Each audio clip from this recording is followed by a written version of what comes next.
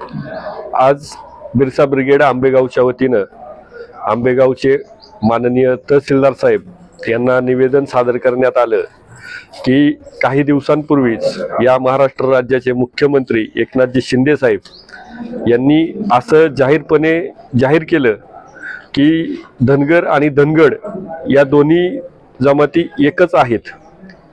मात्र मुख्यमंत्री साहेबांनी हे जाहीर करताना आपल्याला हा अधिकार आहे काय हे एकदा तपासून पाहिला पाहिजे, कारण याबाबत निर्णय घेण्याचा अधिकार हा या देशाच्या राष्ट्रपतींना आहे, अगदी राज्यपालांना सुद्धा नाही। राज्यपाल हे सुद्धा फक्त संरक्षकाच्या भूमिकेमध्ये आहेत। मग असं असताना आपण कोणत्या अधिकारामध्ये धनगर व धनगड एक असण्याचं पत्र काढणार आहात आणि कोणत्या अधिकारामध्ये समिती गठीत करणार आहात हे मुख्यमंत्र्यांनी एकदा आदिवासी समाजाला सांगावं।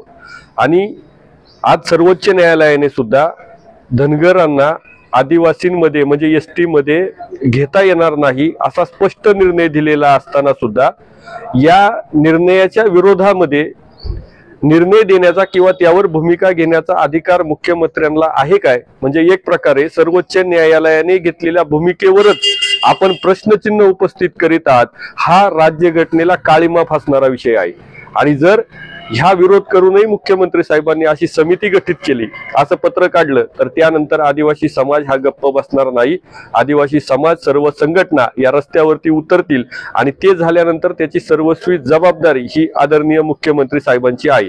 त्यामुळे या व्हिडिओच्या माध्यमातून आदरणीय मुख्यमंत्री यांना विनंती आहे की आपण अशी जातीपातीमध्ये राजकारण करून निवडणुका जिंकण्यासाठी जर हे सगळं करत असाल तर यामध्ये आपण करत असलेली गोष्ट ही निश्चितच या महाराष्ट्राला मान शर्मेनं घालायला लावणारी आहे।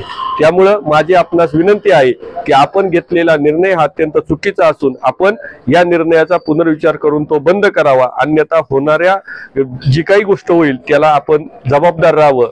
जय आदिवासी। जय आदिवासी। बच्चे बच्चों को सिखाना है आदिवासियों को सिखाना है, बच्चे बच्चों को सिखाना है आदिवासियों को सिखाना है।